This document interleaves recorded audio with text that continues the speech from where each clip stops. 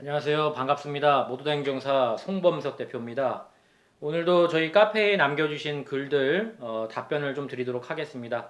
좀 답변이 많이 늦었는데요. 제가 출장으로 인해서 주말간 답변을 좀 못 드린 것 같아요. 4월 3일 날, 이거 벌써 5일이나 됐네요. 열정 마미님 올려주신 글 좀 답변을 드리겠습니다. 아까 좀 읽어봤는데요. 일단 사이드미러에 차가 부딪혀서 뺑소니범으로 지금 몰린 것 같습니다. 알다시피 이제 뺑소니가 되면은 면허가 4년 취소에 벌금이 최소 500만 원 이상 나오기 때문에 긴밀하게 초반 대응을 하셔야 되고, 마디모 신청은 잘 하신 거고요. 일단 마디모에 대해서 좀 설명을 드리자면 사고가 났는데 내가 가해자가 아닌 것 같은데 자꾸 이제 가해자라고 이렇게 주장을 할 경우에 마디모 신청을 하면은 정확하게 시뮬레이션을 프로그램을 돌려서 정말 이제 피해자가 누군지 가해자가 누군지를 확실히 알 수 있는 게 이 마디모 프로그램이 되겠습니다. 그런데 이 마디모 프로그램의 문제라면은 시간이 좀 오래 걸려요. 보통 너무 많이 사건이 밀려있다 보니까 한 달 안에 끝나는 경우는 거의 없고 보통 이제 두세 달 정도는 기다려야 마디모 결과가 나오는 경우가 많습니다. 그래서 일단 마디모 신청을 하신 것 자체는 괜찮은데 다만 시간이 좀 오래 걸릴 수 있다는 거, 이 부분을 좀 염두에 두시고, 합의금을 4명이 이제 얼마나 부를지는 저도 모르겠어요. 불러봐야 아는 거니까. 일단은 지금 뺑소니가 아니라는 측면에서 좀 주장을 해야 될 것 같고요. 내가 이 뺑소니로, 그러니까 도주할 우려가 없었다, 이런 부분들을 좀 주장을 해서 뺑소니 자체를 좀 무력화, 없는 걸로 만드는 것이 중요할 것 같습니다. 뺑소니를 첫 번째 결정하는 주체는 바로 검사님이기 때문에 일단 경찰서에다가 서류를 넣어 보시고, 증빙 서류들이죠. 그 다음에 검찰청에도 서류를 넣어서 최대한 내가 뺑소니가 아니라는 점을 중요하게 어필을 하셔야 될 것 같습니다.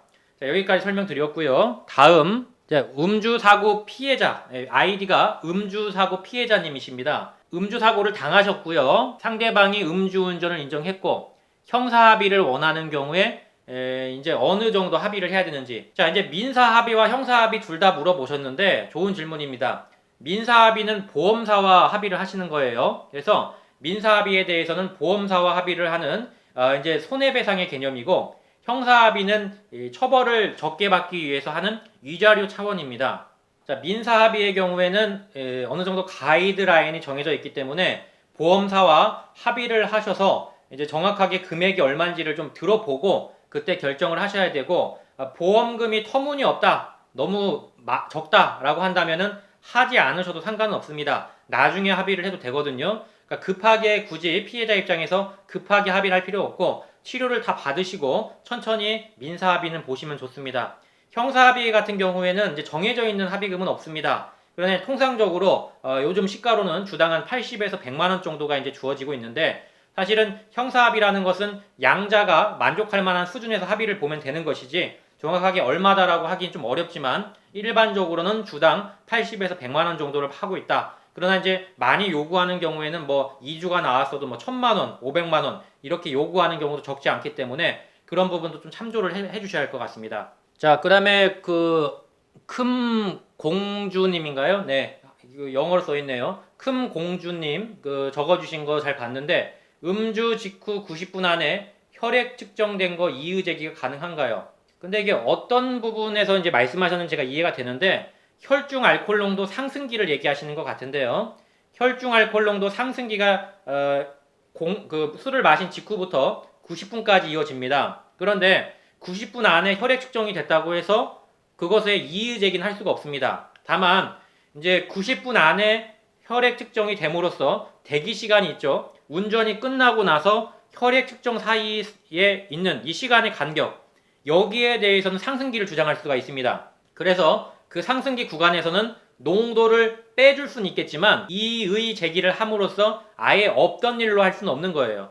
그래서 이의 제기라고 하는 게 이제 어떤 부분인지 모르겠지만 일단은 얘기를 해보시는 건 맞아요. 하지만 상승기에 대해서 무효 주장은 안 된다. 다만 어느 정도 농도가 빠질 수는 있겠다. 이렇게 이제 설명드렸습니다. 네, 카봉이님은 이제 그 질문 주신 거는 저희가 면허 취소 기간 벌금인데요.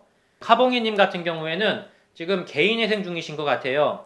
근데 개인회생에 대한 개시결정문, 개인회생 개시결정을 받으셨다면은 개시결정문을 나중에 벌금이 나왔을 때 검찰청 징수계라고 있습니다. 징수계에다가 개인회생 결정문을 갖다가 개시 결정문을 갖다가 넣으시면 벌금을 깎아주는 건 일단 둘째치고 분납이 가능합니다. 그래서 개인회생을 받으셨다면은 벌금 분납에 대한 부분을 좀 진행을 하시면 좋을 것 같습니다. 여기까지 오늘 그 질문하셨던 부분들 다 설명드렸습니다. 예, 이상입니다. 송범석 대표였습니다.